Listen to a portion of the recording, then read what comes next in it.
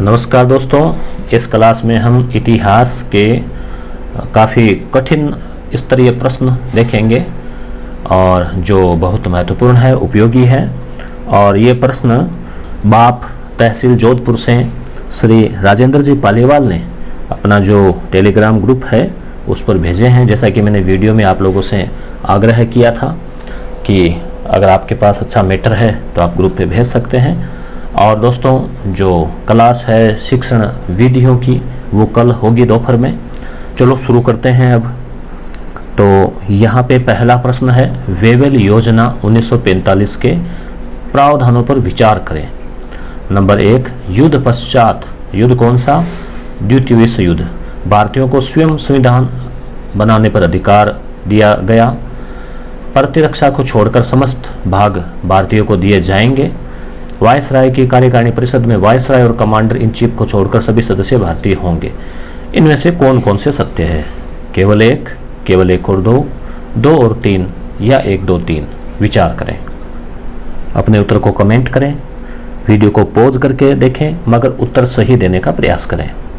ये वीडियो रीट, पटवार, RS, police, सभी एग्जाम्स के लिए, पीएसआई, सभी के लिए काम का है, क्योंकि इतिहास तो आपको पता है सभी जगह आता है। तो इसका उत्तर हो जाएगा मित्रों बी।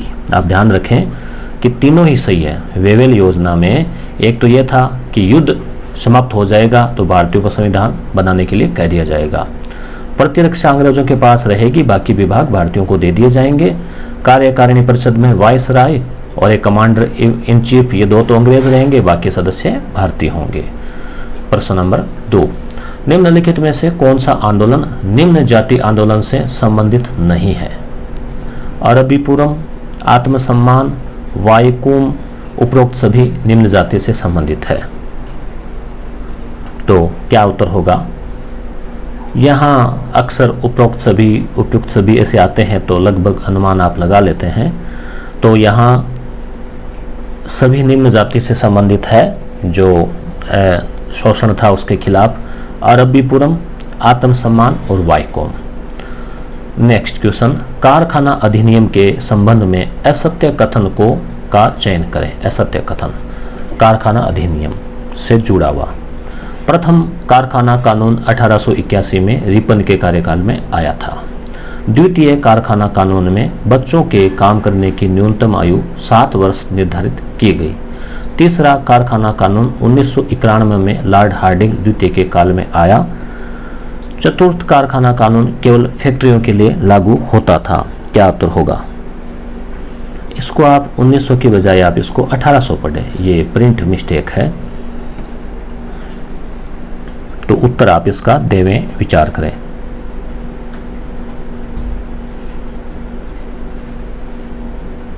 तो दोस्तों इसका उत्तर हो जाएगा 2 नंबर।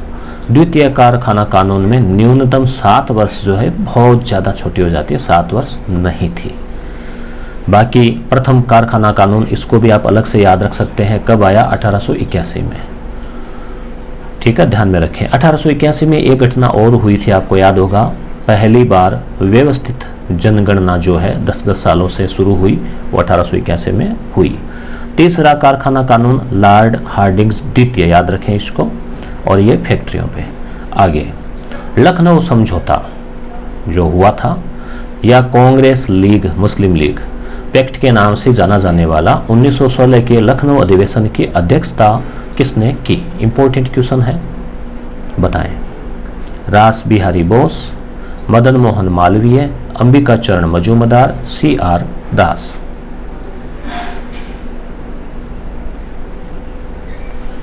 तो दोस्तों इसका उत्तर हो जाएगा AC मजूमदार। ठीक है, AC मजूमदार याद रखें। जबकि 1907 में जो सूरत विच्छेद हुआ था, उस समय जो अध्यक्ष थे वो रास बिहारी बोस नहीं, घोष नाम आ जाए, 1907 आ जाए तो आप ध्यान में रखें।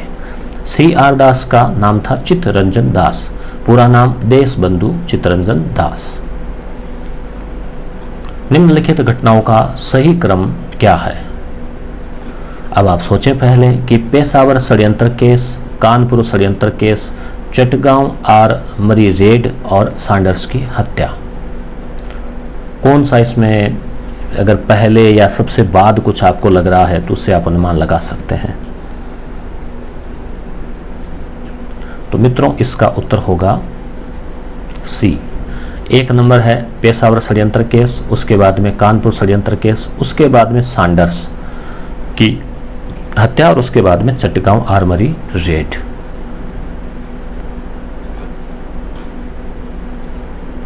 इसमें थोड़ा आप और कोई कहीं डाउट हो, 1 मिनट 5, हाँ सही है दोस्तों। चलो आगे और देखते हैं।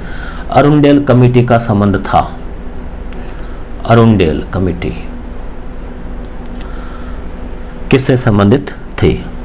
राजनीतिक सुधार, शिक्षा सुधार, बंगाल के विभाजन के परिणाम पर रिपोर्ट तैयार करने के लिए, हिंसक बंदियों की रिहाई के संबंध में जांच करने के लिए। दोस्तों अगर आपके पास भी इसी प्रकार के उच्च स्तरीय प्रश्न आपके स्वयं के द्वारा तैयार है या आप स्वयं तैयार करके भेजना चाहते हैं तो आपके नाम का उल्लेख किया जाएगा, स्थान का उल्लेख किया जाएगा और मैं इस वीडियो के नीचे टेलीग्राम ग्रुप का लिंक दे दूंगा, वहां पर आप सेंड कर सकते हैं। ध्यान रहे आपके क्वेश्चन मौलिक हो, उच्च स्तरीय हो और उत्तर सहित भेजें। अरुणडेल कमेटी का संबंध किससे था? तो उत्तर हो जाएगा ए, राजनीतिक सुधार। साइमन कमीशन के प्रतिवेदन से संबंधित नहीं है। क्या उत्तर होगा यहां पे? तो उत्तर हो जाएगा मित्रों इसमें सी। अब है क्या क्या देख लो। साइमन कमीशन का प्रतिवेदन भारत के लिए एक संघीय संविधान होगा। साइमन कमीशन आया था ना तो उसको कहा था गो बैक के नारे लगे थे। उड़ीसा और सिंध को अलग प्रदेश का दर्जा दिया जाएगा।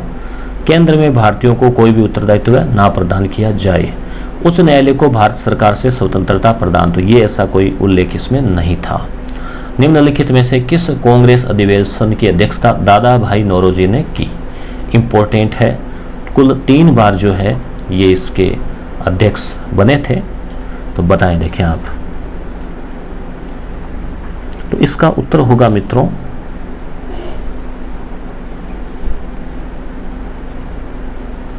अध्यक्षता की। तो एक तो इसमें देखो ए है और एक है डी, दोनों ही हैं।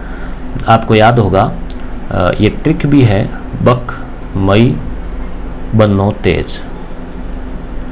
इससे आप बम्बई, कलकत्ता, मद्रास, इलाहाबाद, ये शुरुआत के 4 अधिवेशन और ये शुरुआत के 4 अध्यक्ष WC बनर्जी, दादा भाई नौरोजी। तो दूसरा जो था इसमें आ जाएगा फिर दादा भाई नौरोजी। तो कलकत्ता, यहाँ कलकत्ता होना चाहिए था, कलकत्ता 85-86, ठीक है ना, कलकत्ता हो जाएगा यहाँ पे। और उसके अधिवेशन की अध्यक्षता की और फिर 22वां अधिवेशन कलकत्ता, इसकी भी अध्यक्षता इन्होंने की। ब्रह्म समाज के बारे में निम्नलिखित कौन सा कथन सत्य है?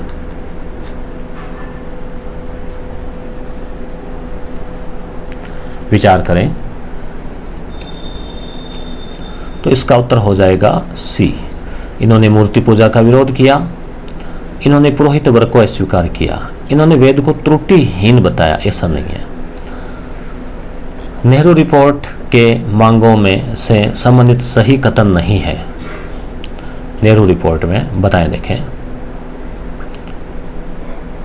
नेहरू रिपोर्ट साइमन कमीशन की प्रतिक्रिया स्वरूप फिर पेश की गई थी।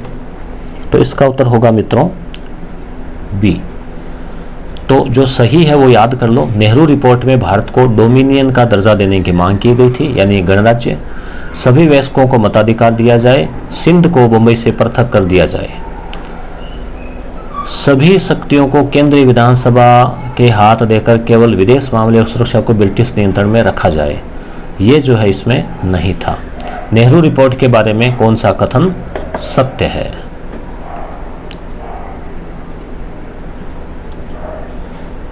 तो उत्तर होगा इसका सी। इसने औपनिवेशिक दर्जे का समर्थन किया, इसने संघीय प्रणाली का समर्थन किया, इसने सांप्रदायिक मतदाताओं की प्रणाली को खारिज किया। औपनिवेशिक दर्जा यानी कि अंग्रेज जो है भले ही भारत छोड़ के नहीं जाए, मगर भारत का जो शासन चलाने का अधिकार है वो भारतीयों को दिया जाए। भारतीय स्वतंत्रता संघर्ष के संबंध में निम्नलिखित घटनाओं पर विचार कीजिए।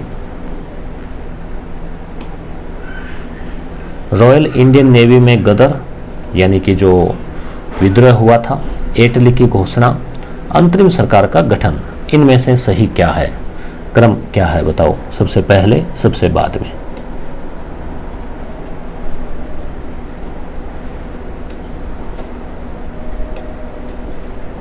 बताएं, देखें।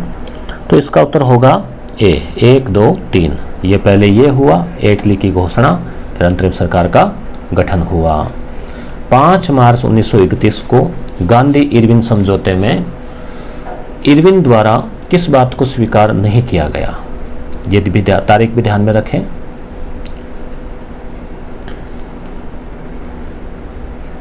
तो इसका उत्तर होगा मित्रों टी, भारतीय समुद्र के किनारे नमक बना सकेंगे, ये नहीं था। अब जो था वो देख लीजिए। सरकारी नौकरी से त्यागपत्र देने वालों को सरकार वापस ले लेगी, यानी सविनय अवज्ञा आंदोलन जब समाप्त हुआ समझौते के तहत, तो क्या क्या बातें मान ली गई थी? सभी प्रकार के राजनीतिक बंदियों को रिहा कर दिया जाएगा। भारतीयों द्वारा शराब जो विदेशी वस्त्रों की दुकान पर कानून की सीमा के भीतर धरना देने पर कोई भी पुलिस कार्रवाई नहीं होगी। यानी शराब की दुकान है, विदेशी वस्त्रों की दुकान है, थोड़ा रिपीट हो गया, तो इस पर अगर धरना वगैरह देते हैं तो कोई कार्रवाई नहीं होगी। तो तीनों मांगे मान ली गई। प्रथम गोलमेज सम्मेलन में मुस्लिम प्रतिनिधियों की तरफ से किसने भाग नहीं लिया था? आपको पता है 3 गोलमेज सम्मेलन हुए थे, और पहले वाला 1930 में, दूसरे वाला 31 में, तीसरे वाला 32 में। गांधी जी ने दूसरे वाले सम्मेलन में भाग लिया था, याद रखें। तो इसमें उत्तर होगा मित्रों अबुल कलाम ने भाग नहीं लिया, बाकी आगा खां, मोहम्मद शफी, फजलुल हक ये सब गए थे। 1833 का चार्टर एक्ट के संबंध में असत्य कथन क्या है? 1833, चौथा ऑप्शन नीचे दिया गया है, आप देख लें। तो क्या उत्तर होगा मित्रों? पढ़ लें वीडियो पॉज करके। सी, तो सत्य देख लो, कंपनी का व्यापारी का अधिकार पूर्णतः समाप्त कर दिया गया। यानी अब कंपनी जो है ना, कंपनी का व्यापार का जो अधिकार था, यानी कंपनी जो थी ईस्ट इंडिया कंपनी, वो अब किसी प्रकार का व्यापार नहीं करेगी। अधिनियम के धारा 87 के तहत जाति वर्ग के आधार पर सरकारी चरण में भेदभाव को समाप्त कर दिया गया। अगला चौथा देख लो, भारतीय कानून को संचित और संहिताबद्ध करने की भावना से विधि आयोग की नियुक्ति की गई। तो विधि आयोग भी ध्यान में रखें। अब है कानून बनाने की शक्ति का विकेंद्रीकरण कर दिया गया। मद्रास और बम्बई परिषदों को पुनः कानून बनाने की शक्ति दी गई, ये नहीं था। पहले अखिल भारतीय किसान सम्मेलन के अध्यक्ष कौन थे?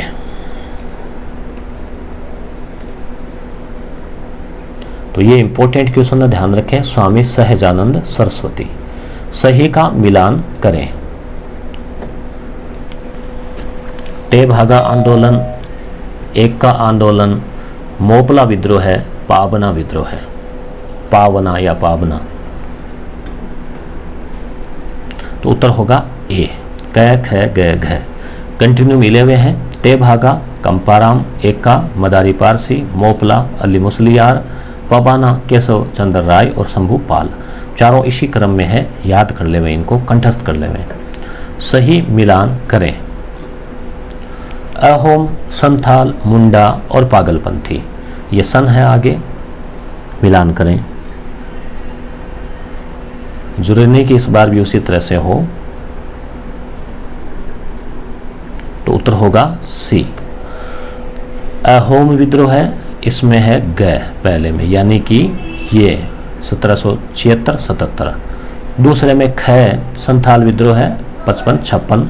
तीसरे में क मुंडा विद्रोह है 1895-1901। चौथे में घ पागलपंथी 1813 से 31। ब्रिटिश कालीन भू राजस्व व्यवस्था के बारे में सत्य कथन नहीं है, बताएं क्या नहीं है?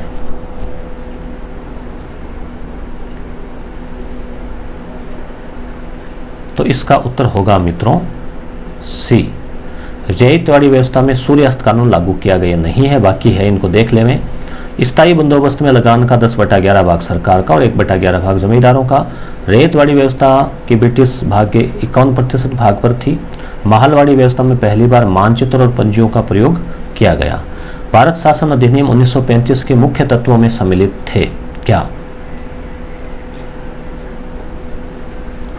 1935 का अधिनियम आपको पता ही है, संविधान में इसका बड़ा भाग सीधा लिया गया है। तो उत्तर होगा ए 1 और 2। एक संघ का प्रावधान, प्रांतों की स्वायत्तता, प्रांत में द्वैध शासन, केंद्रीय विधायिका की संप्रभुता प्रदान करना, ये नहीं था। 1858 के भारत शासन अधिनियम के संबंध में असत्य है। दोस्तों क्वेश्चन कैसे लगे कमेंट करके जरूर बताएं। किसी क्वेश्चन में डाउट हो तो आप कमेंट करें, पुख्ता डाउट हो तो।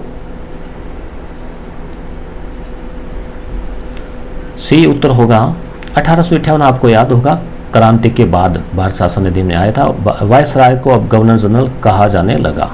तो ये 1858 में नहीं था, ये 1861 जो था उसमें हुआ था।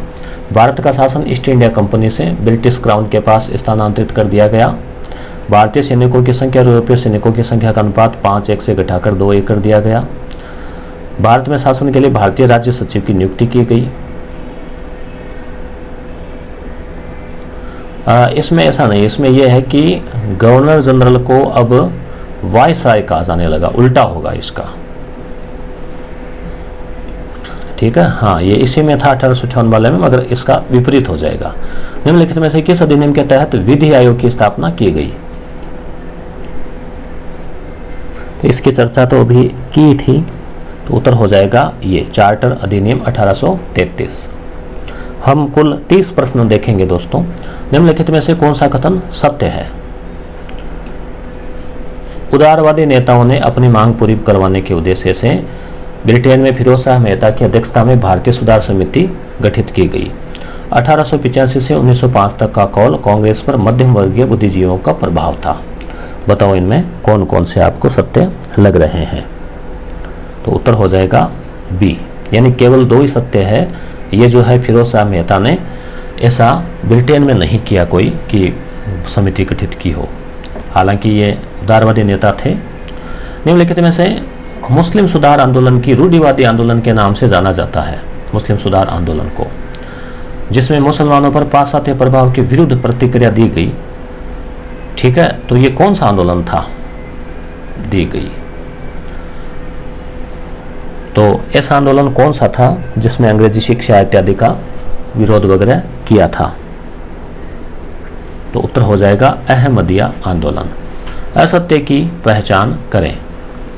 संस्था स्थापना वर्ष, land holder society, Bengal British India society, British Indian association, Indian league.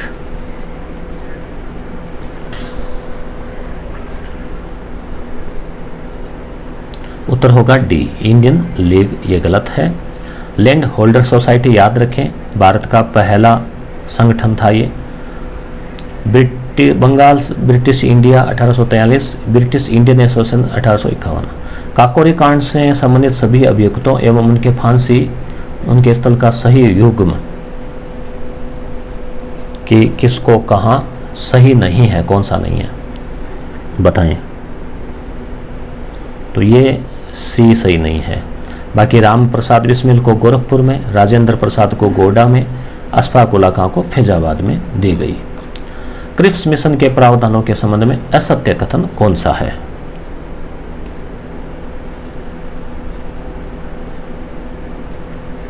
D. तीनों सत्य पढ़ लेते हैं। युद्ध के उपरांत भारतीय संघ के निर्माण का प्रयत्न किया जाएगा। इस क्रिप्स मिशन कब आया था? 1942 में। और इसको गांधी जी ने क्या कहा था? उत्तर तिथि का चेक। नेहरू जी ने कहा उत्तर तिथि का चेक, आगे की डेट का चेक जो डूबने वाले बैंक का है, क्योंकि द्वितीय विश्व युद्ध में ब्रिटेन हार रहा था उस समय। तो इसमें पूर्व उपनिवेश का दर्जा प्राप्त होगा। भारत को राष्ट्रकुल से अलग होने का एक अधिकार प्राप्त होगा। संविधान निर्मात्री सभा गठन होगा जिसमें ब्रिटिश प्रांत से चुने प्रतिनिधि और देशी रियासतों के प्रतिनिधि शामिल होंगे।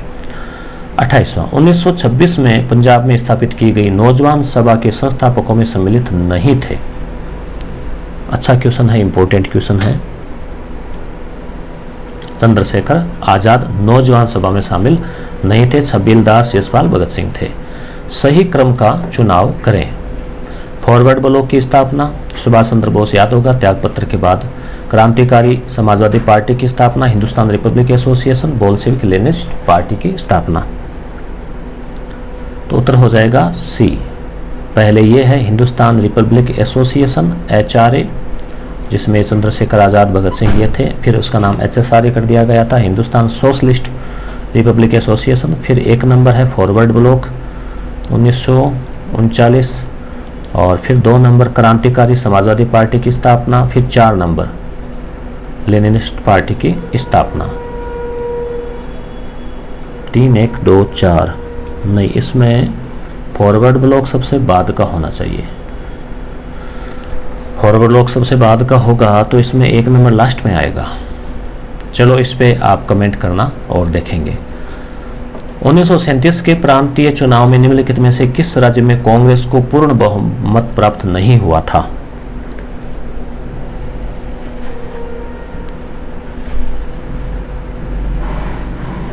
तो इसका उत्तर है बी, पंजाब। पंजाब में पूर्ण बहुमत प्राप्त नहीं हुआ, बाकी जगह यहाँ पे प्राप्त हुआ था। तो दोस्तों प्रश्न कैसे लगे कमेंट करके जरूर बताएं। धन्यवाद।